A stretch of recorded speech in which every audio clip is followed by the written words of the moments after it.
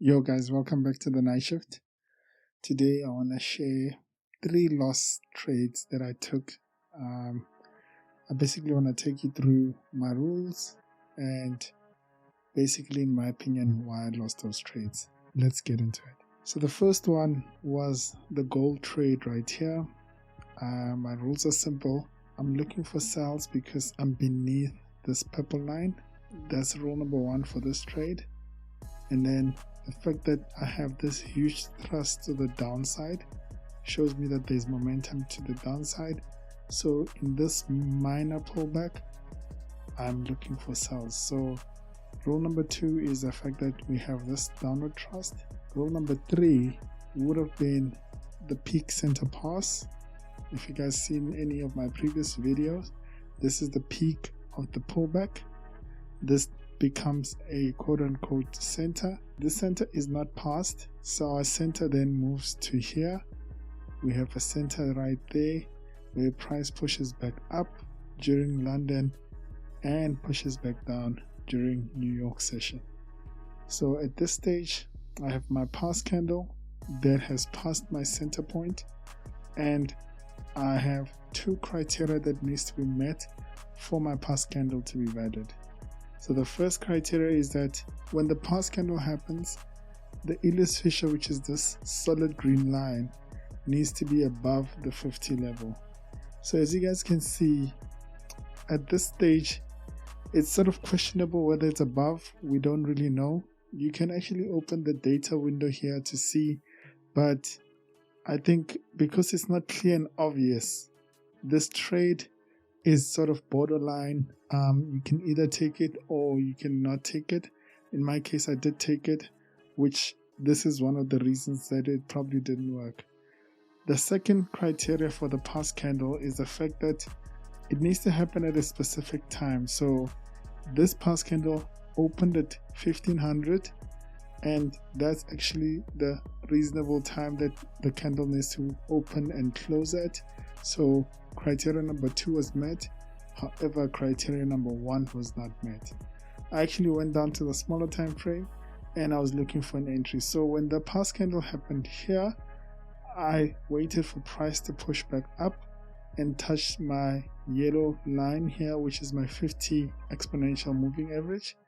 Once price touched that, I then looked onto the downside to see if my dotted line would come above my 50 and would cross beneath. First problem that happened here is the fact that I took my entries around here before the dotted line even came across above. I was just impatient at that time and I thought, the trade is going to go without me because I started seeing these wicks. But as you guys can see, gold ended up pushing higher, which I could have waited for this dotted line to actually come above. And then you guys will see that my first signal is actually on this red bearish candle here. So my dotted line comes beneath, and then on the next candle, gold pushes back up and liquidates these highs, which means that the dotted line actually came back above the green solid line. And you guys will see that it even gave you a second entry here, wherein which you could have gotten stopped out, which I did get stopped out. At this green bearish candle, I hopped on back to the trade. Now, there's a lot of mistakes that I've made here, and I'm documenting this for myself, but I hope you guys can see that, it pays to be patient, because the stop loss for me to enter the trade here, I had a wide stop loss, and even though I had a wide stop loss, the trade still took me out, which meant that it wasn't really worth it in terms of risk to reward. And at the second time of entering, I still got stopped out, but at least at this time I was looking for a higher risk to reward. So the trade ended up not working. I can attribute it to the fact that perhaps maybe the pass candle wasn't really valid, or there is some trades that inevitably will not work all the time, so you do want to have that risk minimized. In my case, in both entries, I went in hard and big, and I sort of look back now in hindsight and I realized, I should have actually at least at the second entry took my size a little bit lower. My second trade quickly is GBP CAD. So again, we're looking for buys because we're above the purple line. We have this huge thrust in volume to the upside, showing that momentum is to the upside. I'm waiting for my peak center pass. We have our peak here. It pushes down. We have our center that never gets passed, pushes down. We have another center here, which does get passed. So this was my center point that got passed. And at that stage, I looked to see if my candle criteria was met. Here, my candle criteria was met. As you guys can see beneath here, it is actually beneath the 50 level. The solid green line is beneath the 50 level, and the time in which that happened was between 9 o'clock and 1500. So it happened actually at 9 o'clock, so the past candle criteria was met. So at this stage, I go down to my 15, and before I go to my 15, guys, the reason I think this trade didn't work out is the fact that my past candle happened during London or just before London session. And just beneath this is the Asian consolidation. So I used to trade smart money, and I think that this major bearish candle was to grab the liquidity beneath there and then to fuel the move. As we can see right now, it's going back up. But in my case, I went in and tried to grab an entry on this downward candle, which actually didn't work out. So I'm just gonna go into my 15-minute and show you guys. So this is where I would have then had a past candle, and as price came down deep, I waited for it to touch the yellow, which it did at this candle, and my dotted line was already beneath. So at this stage, my dotted line, I'm looking for my dotted line to cross above, and price actually liquidates this low, and I take my first entry right there. I put my stop loss down here because I'm thinking, sorry about that, guys, my memory card was full. But what I was saying is that when my past candle happened during London at 9 o'clock down there, I then went down to the 15-minute to look for an entry. So my entry would have been right about here when this dotted line crossed above. Alright, and I would have put my stop loss here, but as you guys can see, this stopped me out and then went in my favor. Then at this point, I was pissed off. I hopped back into the trade right here when this dotted line started going above. At this point, it was all revenge trading, and then that actually ended up stopping me out again, and then I never got back into the trade. But as you guys can see, it's now starting to go in my favor. But in hindsight, what I should have done is I shouldn't have grabbed another trade here, because as you guys can see, when my past candle here failed to hold, we had a candle close beneath that. So what it meant is that my past candle would have needed to happen here, and as the green candle came up, it never closed above there, so it came back down again. So my past candle would have been needed to be here, and then it came up a little bit, it wicked there, and then it closed beneath. So my past candle would then need to be here.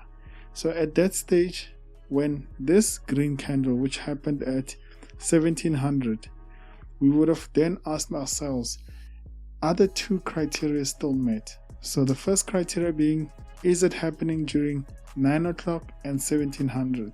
So that is checked. The second criteria would be, when this past candle happens, is our alias fissure, which is this solid green line, beneath the 50 level? At this stage, it is. So it would have been met, and what would have happened is that I would have then had to wait for this price to touch this yellow, and then in the meantime also wait for this dotted line to come back beneath, which it does shy of it here, and then it comes back above. So my entry could have been anywhere in these regions. My stop losses would have been anywhere here, either here or there, and then my exits would have been here. So this trade would have actually worked had I actually took a step back and actually thought about what was happening on a higher time frame. The last trade I took was USD CAD. So USD CAD, again, we're looking for buys because we're above the purple line, and there is this huge thrust in price to the upside, and we've got our peak there, price comes down, makes the center there, price comes down, then passes that center. So the past candle is this one, and at that point I'm asking myself the two criteria were met. I'm not going to go through them. And then on the 15-minute, looking for an entry, price came back down deeply. It pulled back deeply, and my first entry would have been around here. My stop loss would have been there, and as price was coming back beneath, I was then also like panicking, thinking I was going to get stopped out, but price actually went into my direction. I moved my stops to null. Then my targets were above here. Price never reached my targets and actually came back and stopped me out. So all of my trades today were losses, and I'm gonna put up my P&L up here.